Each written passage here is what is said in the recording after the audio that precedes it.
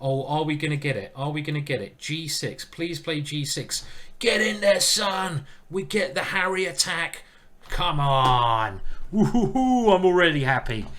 I've got my opening in. I'm already happy. He's already tanking the clock. I've just done my Chessable course on this. I know what I'm doing. I know my shit here. I'm coming at you, son. Harry's going to be a vicious killer to your position. Boom, chicky, boom, boom, boom. Let's bring it on, my friend. Let's bring it on. Come on. Now, I have just done the course on this, so I do know it quite well. And the Harry attack is quite dangerous here. You can see the idea is literally I'm just going to use Harry to molest my opponent's position. It's actually quite a positional game. And when I say positional, this is this is from a line in the course I've been looking at recently, and it's like it looks like you're going for a really outrageous attack on the H file, but in actual fact a lot of the time you're just going for a grind, because in the King's Indian positions when they play E5 you actually find that the queen side is generally the area of the board where you should be controlling. And now, well, which way are we going to go? Bishop e3, I think. And I want to get this right. If he castles, I might be playing h6, or I might be going for the attack against the king. And kind of thinking about some g4. You know, I like to go f3 and g4. That's another part of this. But it's actually quite a positional opening, because you're trying to stop their normal break in the position, which is this f5 move, which is a lot harder to play when you've got this h pawn here. And then later on you're trying to take over the queen side. But my first thought here, normally this is not a great option, because my light square bishop isn't a very good piece. If they take Harry, I'm trapping that one, but maybe it's playable. And now I feel g4 is the sensible way to play. Yep, okay, it seems safe to me. And again, I'm trying to stop this one, but he's getting his bishop now into the game. He's playing well, I have to admit. He's playing good moves, but do I go knight h3 and king e2 even here? Do I go queen d2? I'm just wondering if I allow this check, or even if I'm going to allow him to swap the dark square bishops off. Normally this is a line which might benefit black, but because I've got my pawns on the king side so far advanced, he's still, I think, got some issues here with like pawn takes pawn.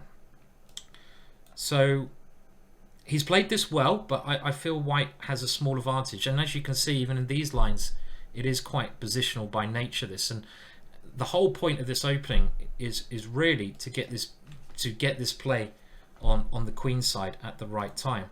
So I'm going to start doing that. I'm hoping I've got the king side now contained, so he can't do any breaks over here. Okay, the only break I'm worried about is this one, so I've got to keep an eye on that. But as long as he can't break here, my plan is like very slowly to advance on the area of the board where I have the space. And that is the queen side, because of my basically pawn here. So he is trying to now go for this move, and that is another good play from my opponent. He's playing this well. So do I have to let him play this?